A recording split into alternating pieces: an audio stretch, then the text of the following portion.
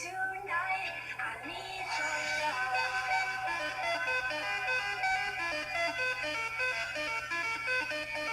I need your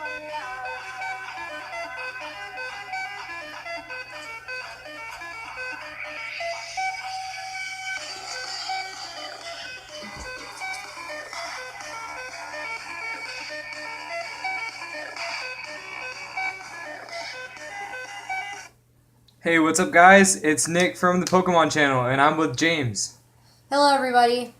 There should be a Pokemon OU battle, a great battle, gonna come out soon, so stay tuned. And I hope you guys check out my latest videos on helping you guys and just pretty cool things that you can do with your event legendaries. Alright, let's get into our topic today. Today is gonna be our X and Y topic.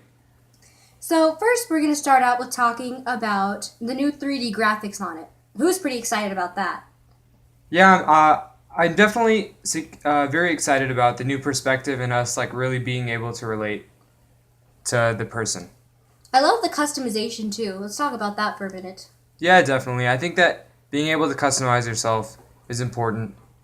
In the past, they've just had a girl or a boy. Now they have different skin tones and hair colors and stuff like that. That's awesome. A lot of new communication too. It's really introduced our friends. And then also it's going to be featured in France. That's where the theme is going to be. The region is going to be called Kalos. I'm not sure if I'm pronouncing that right, but it seems pretty exciting. You know, seeing as though they have the Eiffel Tower in the background in some of the trailers.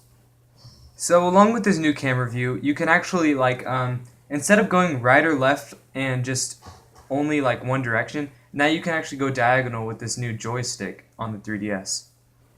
So now let's talk about the new type, Fairy type. What's going on with that? I'm pretty excited that they balanced dragons. I think that dragons were overpowered, especially in the competitive scene. Now I love evolutions, so Sylveon pretty much that looks pretty awesome, you know. But I'm excited to see how it turns out. Definitely. The starters. Let's talk about the starters. Starters are going to be Chespin, Fennekin, and Feroki. Chespin will be your grass type, Fennekin your fire type, and Feroki your water type. So I like that they introduced this because Chespin, they kept it the same as, that fire, grass, water. Chespin will actually be dark type. Fennekin will also be psychic type, and Feroki will be poison type. So it balances that so that one type isn't just completely dominated over the other. I think that's really important now that they're making your starters have, just not one over the types. other. Mm-hmm. So now let's talk about riding Go-Goat in a certain city. Yeah, it's going to be Luminos City that you can ride him in, I think. I think that's what it's called. Definitely pretty cool. We've never seen that in Pokemon games. And Helioptile, learning the new move Parabolic Charge, which is pretty much like an electric form of Giga Drain. That sounds really, really exciting. Now, my favorite part is probably the legendaries. In X, you'll have Xerneas, and in Y, you'll have Uvula. Yeah, I'm not quite sure on their types, but I know Uvula will be a flying type. Definitely, especially in the trailers. Xerneas looks like a steel type, but yeah, he does that's look steel. That's just my personal opinion. So, what about this roller skates? In most of the trailers behind the Eiffel Tower, you can see the person not only running or walking, but on roller skates. Yeah, roller skating, definitely different. We've always had that common bicycle. I don't know how roller skating is going to be fitting in with riding Pokemon, but definitely new, definitely interesting. Yeah, definitely. So, we have discovered this thing. It's sort of like a... It's definitely a coincidence. It's weird.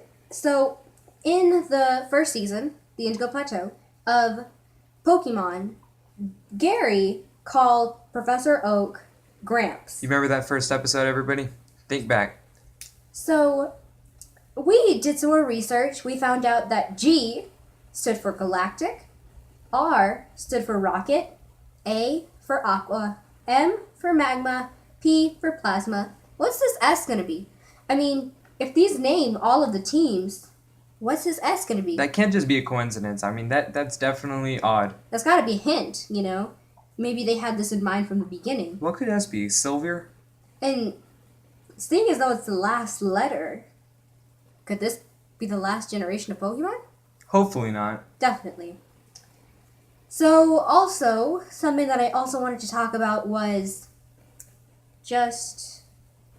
I think that new dragon types were also revealed.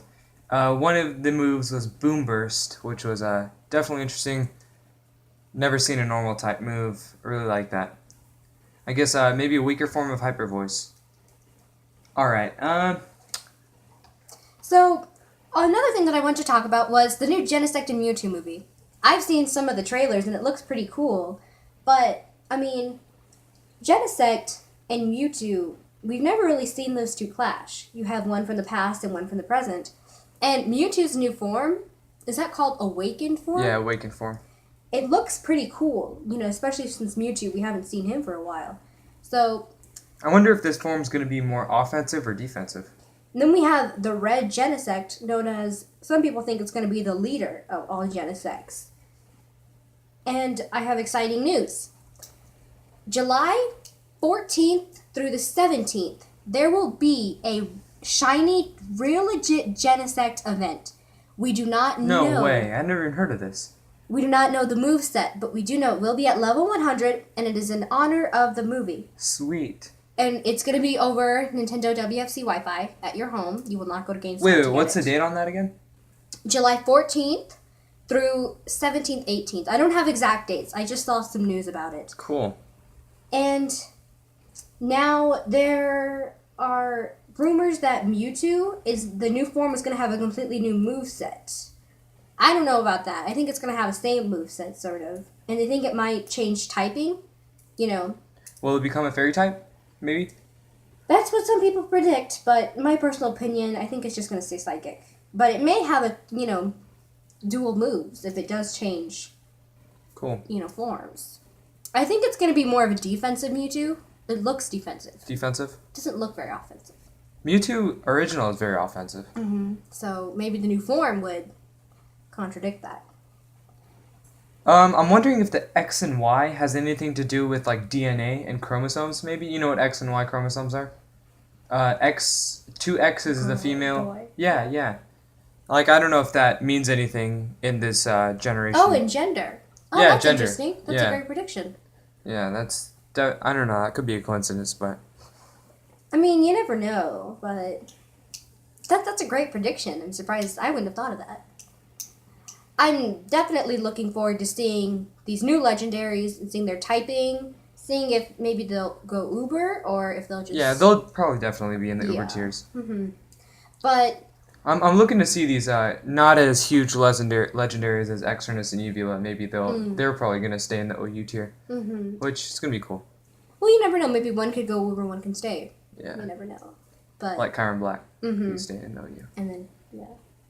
Anyway, you have anything else to say? The shapes. If you haven't noticed that yet, Uvula is the shape of Y. Exornus's head is the shape of X on the top. Right.